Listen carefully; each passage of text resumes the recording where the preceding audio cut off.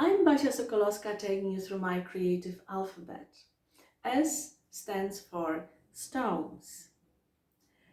I've always been interested in minerals, pebbles, small rocks, stones. As a child, I collected stones. I would bring pebbles from the playground or the garden or my walks in the forest with my parents, and I would wash them and display them, look at them, describe them, and each was given a name. I had a collection, and I was very proud of this collection. Of course, that was a kind of childhood activity, and I don't have these stones anymore, and I don't collect them, but they still gather sort of around me. I'm given some, and I bring some from my trips. I like doing that. I like bringing a stone from a place where I traveled. It kind of gives me this physical connection with the place, um, and it's sort of like I guess, like a souvenir in a way. But it's more physical. It's not a man-made thing, but it's something that really is part of that place. Why do I like them? I like them because they are very still.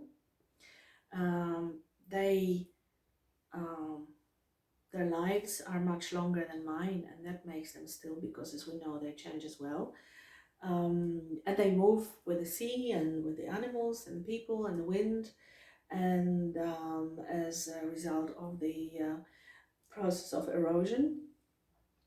But in the scope of my lifetime, they're still very, very still and unchangeable. But I also like them for their texture and their temperature and their weight, their connection with gravity, which I quite like. And also their three-dimensionality, that they offer so many different angles depending on how you look at them. This piece of rose crystal was um, given to me by the owner of the estate in the Black Forest where I stayed in 2015, thinking about my homage project.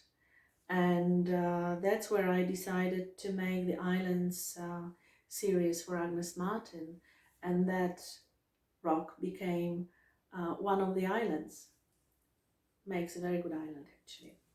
Um, well, the stones became very good heroes of my island series because Agnes Martin, in my view, to whom this series was dedicated, had this quality of stillness, of being grounded, of making art, who came from the very, very center of her being, a place beyond words, beyond ideas.